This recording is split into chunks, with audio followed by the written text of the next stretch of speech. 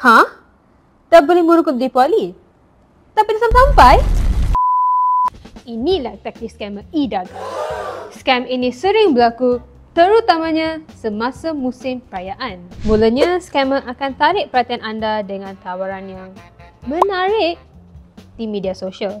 Selepas anda hubungi mereka, skamer akan mendesak anda untuk membuat pembayaran dengan segera kerana tawaran tersebut adalah terhad.